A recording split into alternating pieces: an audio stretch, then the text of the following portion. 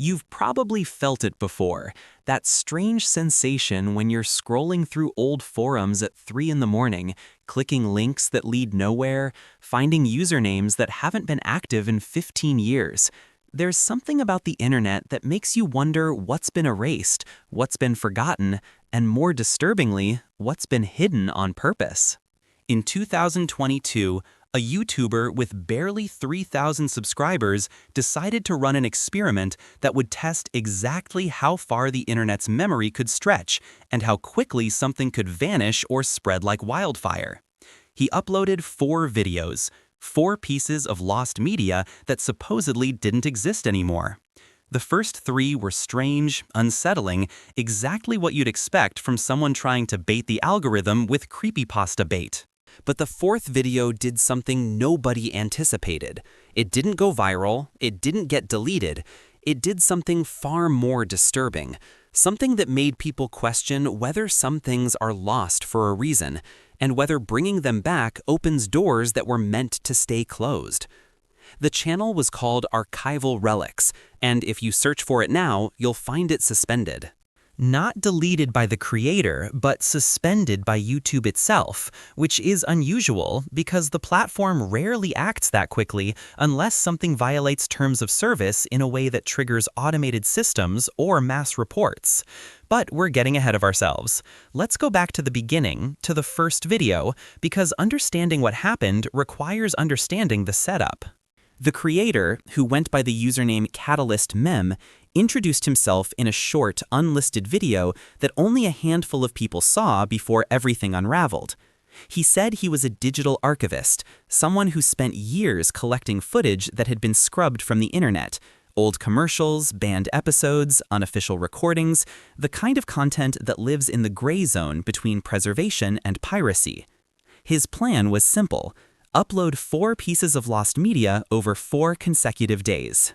Each video would be more obscure than the last. He wanted to see which one the internet would latch onto, which one would be ignored, and whether any of them would be taken down.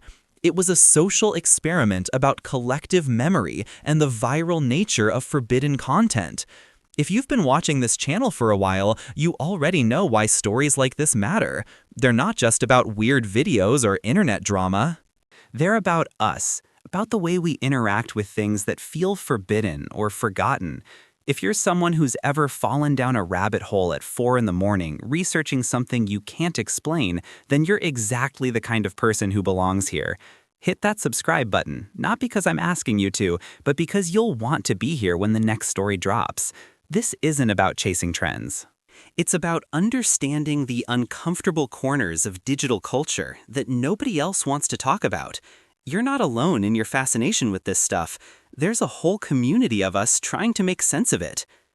The first video CatalystMem uploaded was titled Local 58 Commercial Break, and anyone familiar with analog horror recognized it immediately as a reference to the well-known web series. Except this wasn't from that series.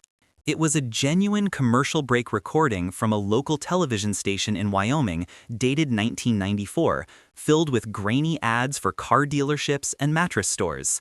Nothing unusual, except for a 30-second gap where the audio cut out and the screen showed color bars with a faint image underneath, something that looked like a face but could have been pareidolia, the brain's tendency to see patterns where none exist. The video got a few hundred views. Some comments called it boring. Others said it was creepy in a mundane way, the kind of unsettling that comes from watching something that feels like it shouldn't have been recorded. It stayed up without issue. The second video arrived the next day. It was called The Smile Room Footage, and this one had more of a backstory. According to CatalystMem, this was a clip from an unaired children's show pilot that was rejected by every network in the late 80s. The footage showed a brightly colored set with a host in a mascot costume, something that resembled a bear but with proportions that felt wrong. Too tall, too thin, with a fixed smile that didn't move when it spoke. The host was teaching kids about shapes, but the script was bizarre, filled with non sequiturs and phrases that sounded almost threatening when taken out of context. Things like, "You can't leave until you've learned your lesson," and "The circle has no end, just like our time together." The comment section exploded. People said it reminded them of Candle Cove, the classic creepypasta about a lost kids show that nobody could prove existed. Others claimed they remembered seeing something similar as children, though details were always vague. The video got flagged multiple times for disturbing content, but YouTube's review found no violations. It stayed up. The third video was where things started to shift. Catalyst Mem uploaded it with the title Driver's Education Film 1973 and claimed it was an instructional video used in high schools across the Midwest. It showed a driving instructor speaking directly to the camera, explaining the dangers of reckless driving. But halfway through, the tone changed. The instructor started talking about accidents he'd witnessed, describing them in graphic detail, almost obsessively. His expression never changed. He spoke in the same calm, educational tone, even as he described a crash where someone's face went through the windshield. The video ended abruptly with a frame of a wrecked car and then static. People who watched it said it felt wrong. Not scary in a jump scare way, but wrong in a deeper sense, like watching something that was made with bad intentions. This one got more traction. Commentary channels started picking it up. Someone made a TikTok about it that got 500,000 views, and then on the fourth day, Catalyst Mem uploaded the final video. Before we go further, I want you to do something. I want you to leave a comment right now about whether you've ever seen content online that made you feel like you weren't supposed to find it. Not scary stuff made to frighten you, but genuinely unsettling things that felt like they existed in a place you'd accidentally stumbled into. I've seen something like this before, and it still bothers me. Or just tell your story. Because here's the thing, you're not imagining it. A lot of us have seen things that don't make sense, that vanish when we try to find them again. Sharing these moments helps us understand that we're not alone in noticing the strange architecture of the internet, the way some doors are left open just enough for us to peek inside. The fourth video was uploaded at 2 in the morning on a Thursday. It was titled simply The Broadcast, and it had no description. The video was only 9 minutes long, but those 9 minutes changed everything. It started with dead air, just a black screen with faint static noise, the kind you'd hear on an old television set between channels. Then a voice, not speaking English, not speaking any recognizable language.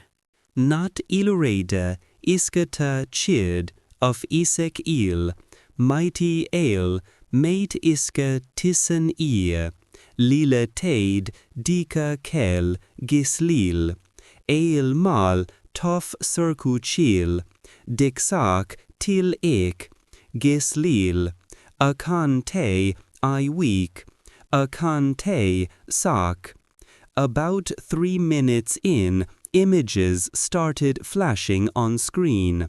Not scary images, just random frames. A suburban street at dusk. An empty playground. A kitchen table with a single chair. But the images felt curated, chosen for a reason that wasn't explained. And underneath the voice, there was a second audio layer, so quiet you could barely hear it unless you turned the volume all the way up. It was breathing. Just breathing, steady and rhythmic, like someone was standing very close to the microphone. People who watched the video reported strange experiences afterward. Not paranormal stuff, nothing that dramatic, but odd coincidences and feelings. Some said they had vivid dreams about the locations shown in the video, places they'd never been, but suddenly felt they recognized. Others mentioned seeing the same images, the empty playground, the kitchen table, appearing in unrelated YouTube videos as if the algorithm was feeding them content that referenced what they just watched. A handful of users claimed they started receiving private messages from accounts with no profile pictures and random strings of numbers as usernames. The messages contained only coordinates or timestamps, nothing that made immediate sense. Most people dismissed these claims as trolling or collective hysteria, the kind of thing that happens when a community convinces itself something is haunted. But the video's engagement metrics were bizarre. It wasn't getting views in the normal pattern. Instead of spiking and then dropping off, it was growing steadily, almost mechanically, as if it was being shared through channels that didn't show up in YouTube's analytics. Catalyst Mem posted one final message in the community tab. He said the experiment had worked better than he'd anticipated, but that he was ending it early. He didn't explain why. He just said that the fourth video had done exactly what he designed it to do, and that anyone who understood what that meant should stop watching immediately. Then, within 12 hours, the entire channel was suspended. YouTube's official statement, when pressed by a few small commentary channels, was that the account violated community guidelines related to spam and deceptive practices. No further details were provided. All 4 videos vanished. But here's where it gets complicated. The first 3 videos were archived by multiple users. You can still find them on Internet Archive and other platforms if you know where to look. But the 4th video, the broadcast, wasn't archived by anyone. Or rather, every attempt to archive it failed. People who tried to download it reported corrupted files. Screen recordings came out as blank video with distorted audio. One user on Reddit claimed they successfully saved it to an external hard drive, but when they tried to play it back, the file had been replaced with a text document containing a single sentence: "You weren't supposed to keep this." So what was the 4th video really? Theories spread fast. Some believed it was an elaborate ARG, an alternate reality game designed to blur the line between fiction and reality. Others thought Catalyst Mem had stumbled onto something real, a genuine piece of lost media that was lost for a reason, maybe a number station recording or part of a psychological experiment from decades ago. The more paranoid corners of the internet suggested it was a modern creepypasta, something designed to spread through fear and ambiguity. But the most unsettling theory, the one that keeps coming up in private Discord servers and obscure forums, is that the video was a test. Not a test of the internet's memory, but a test of something else, a way to tag users, to see who would watch, who would share, who would try to preserve it. And once it identified those users, it did something. Not anything dramatic or destructive, just subtle enough to make you wonder if you were being tracked, observed, categorized. Catalyst Mem never resurfaced. His Reddit account went dark, his presence on other platforms evaporated. Some users claimed to find his real identity through digital forensics, tracing his posting history and metadata, but every lead ended in dead ends or contradictions. One person claimed he was a former data analyst for a tech company. Another said he was a film student. A third insisted he didn't exist at all, that Catalyst Mem was a collective account run by multiple people as part of a larger social experiment. The truth is, nobody knows, and maybe that's the point. Maybe the experiment wasn't about the videos at all. Maybe it was about us, about how quickly we latch on to mysteries, how desperately we want to believe there are secrets hidden just beneath the surface of everyday digital life. What makes this story linger isn't the videos themselves, it's the uncertainty. It's the fact that something was uploaded, watched by thousands of people, and then erased so completely that it's as if it never existed. Except it did exist. People remember it. They remember the voice, the images, the breathing. And that gap between memory and evidence is where the real horror lives. Because if something can be that thoroughly erased, what else has been removed from the record? What else have we seen and forgotten, or worse, been made to forget? The internet promised us perfect memory, an archive of everything that ever happened online. But the truth is, the internet forgets just like we do, and sometimes it forgets on purpose. There's a footnote to this story that didn't come out until months later. A small tech blog published an article analyzing metadata from archived copies of the first 3 videos. They found something strange. Each video contained embedded information in the audio track, hidden data that wasn't visible to the average user but could be extracted with the right software. The data was a series of coordinates, timestamps, and what appeared to be user IDs. The blog speculated that Catalyst Mem had been tracking everyone who watched the videos, collecting data about viewing patterns and engagement. But the article was taken down within days, and the blog's editor posted a vague apology about publishing unverified information.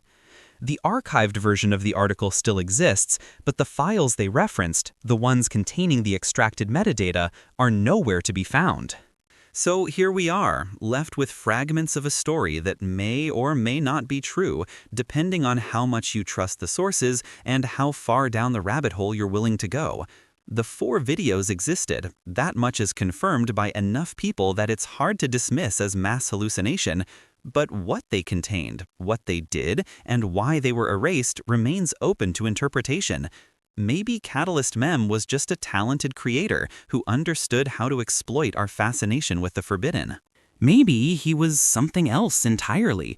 Or maybe, and this is the possibility that keeps people up at night, maybe he was exactly what he claimed to be, an archivist, someone who finds things that were lost.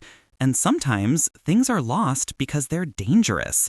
Not physically dangerous, but dangerous in the way they change how you see the world, how you interact with the screens in front of you, how you wonder what's watching back. If you've made it this far, you're part of a small group of people who care about these stories, who understand that the internet isn't just a tool or a platform, it's a living archive of human strangeness, a place where our fears and curiosities get recorded and sometimes hidden. The next time you're scrolling late at night and you find something that feels off, something that makes you hesitate before clicking, trust that instinct. Because the internet remembers everything until it decides to forget.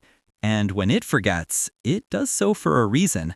Stay curious, stay careful, and I'll see you in the next story.